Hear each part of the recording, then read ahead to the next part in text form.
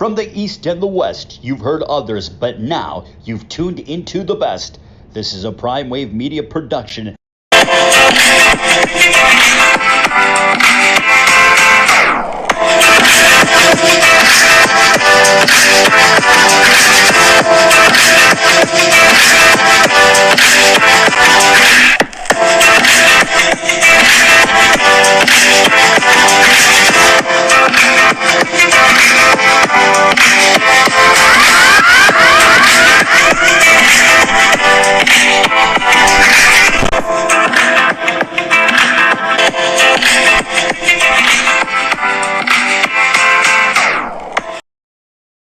What's up, world? It's the one and only Pop DBICD Primetime Capper. I'm feeling good. I'm feeling great. I hope you're feeling the same. And it is Thursday's show, so you know it is Power 5 game of the week time, and it's also NBA preview time as well, too. And you know what? Since we're doing a certain team today that is very special to my partner in crime, my main man, the one and only Don of Cape Cod himself, Mr. Jeff Dawson. Well, he's here with us today because it's Thursday, his usual day with us as well. So, we thank him very much for coming on in. And thank you so much, sir. And we're about to talk about your Boston Celtics in a few moments. But let us know what's going on today, Jeff. How's everything going? As my good friend, dear friend from way back, high above courtside here at the Garden. But back in the old days, we'd be high above courtside, and then there'd be poles, there'd be rats running around, and there'd be smoke filled. Johnny Most would be up, right around courtside, smoking a cigarette, oxygen tank. And nowadays, it's all plush and no poles in sight. But life is good, as you would say. Life is great. Almost 80 degrees here in Cape Cod. But of course, this weekend's going to rain for like the 9th weekend out of the last 10 or something stupid.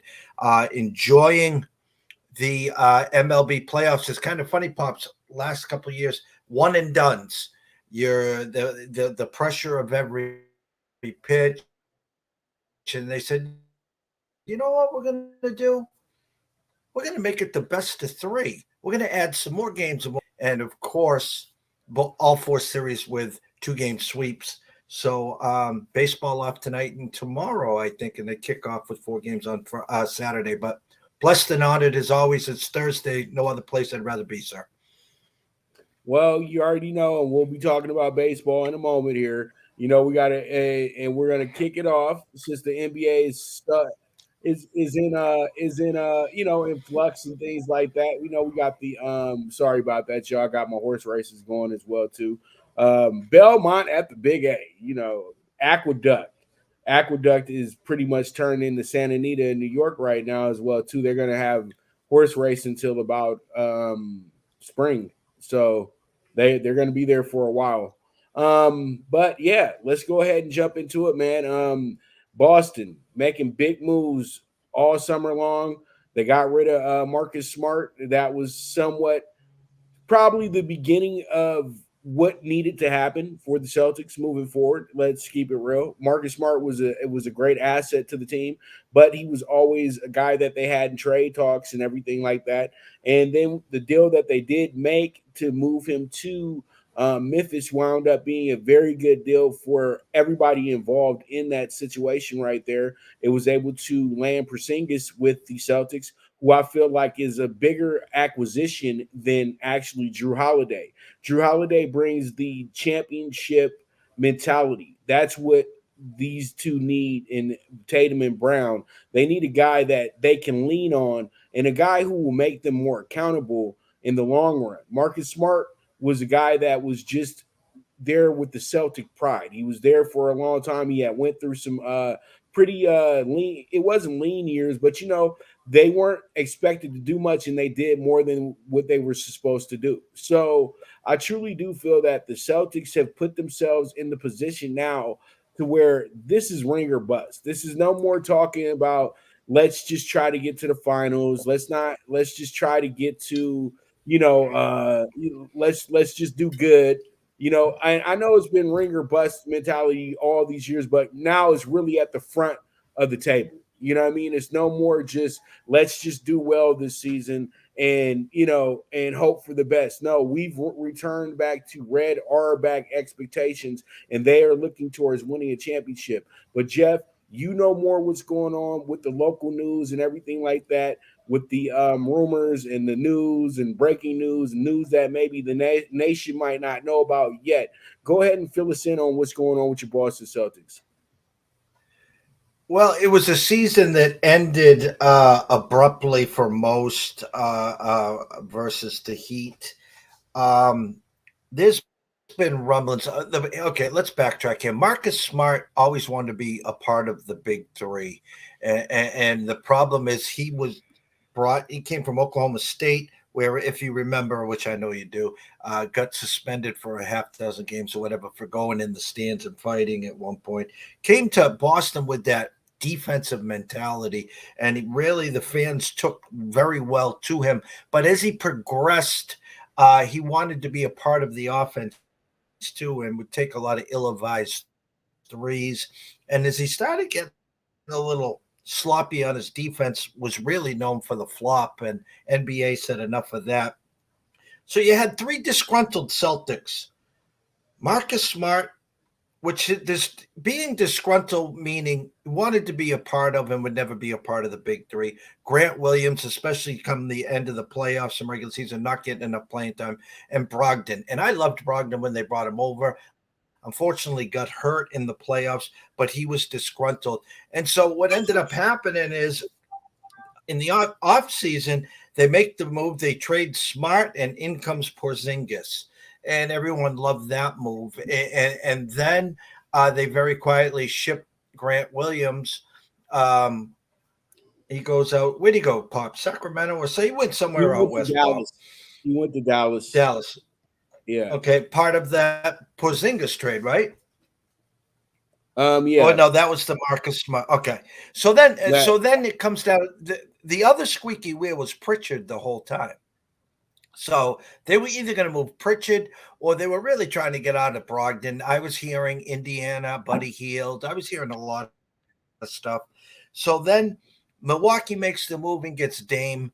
And then before the Celtics could even let this thing fester, the easy trade they wanted to make, obviously, was Brogdon, Al Horford, and 2 first-round picks. And they said, no way in hell. If you want to make this deal and get it done now, it's got to be Robert Williams. And Robert Williams is going to be just like Porzingis. When they're healthy and on the court, they are great assets, but that's a big if. And I'm real worried about Porzingis. But what this trade and our starting lineup now will be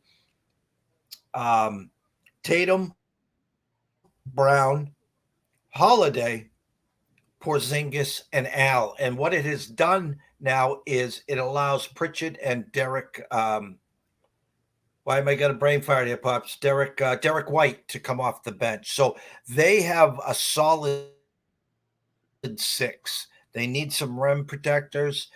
They need to add some depth on the bench. But you and I both know when it comes playoffs, you go 6, 7, maybe at tops 8 deep. So currently, as it sits, co-favorites in the East with the Bucks.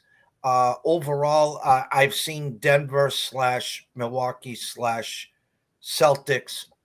And then, of course, you add Phoenix, and then you also add in your Lakers. So it is definitely boom or bust. I personally like the moves. I like the shakeup. And I got to give hats off to Brad Stevens. Trader Danny or Danny Ainge would have to win every trade. He would have to hoard all the draft picks.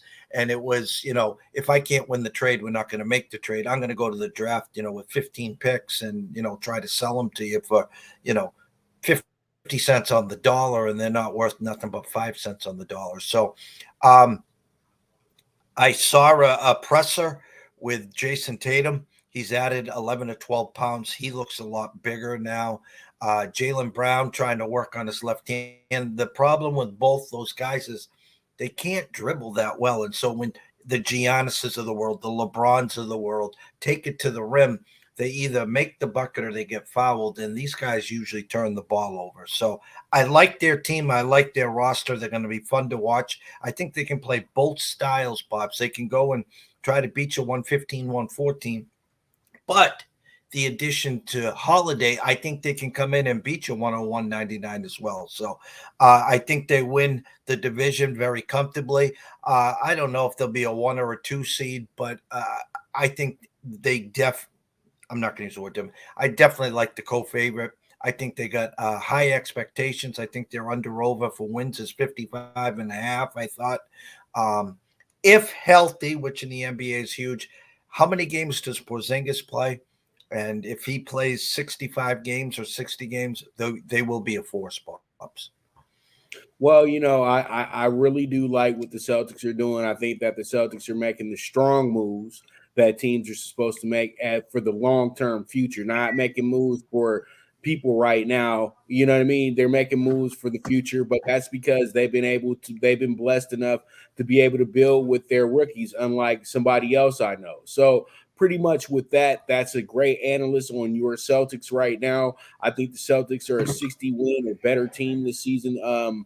Setting up, and I still really do think that they are the best situation going in the NBA, and it's really up to them if they want to win the championship this year. And this is coming from a lifelong Laker fan, and that's absolutely blasphemy. They might kick me out of Laker Nation right now, but as I always say, I'm going to keep it real. And you know what? We're not going to play no games around here. I'm just going to keep it real. The Celtics have made all the proper moves that you're supposed to make when you're actually chasing championships and not trying to appease a fan base. So with that, let's go ahead and jump into some college football. And college football is getting hot and heavy now, Jeff. And I know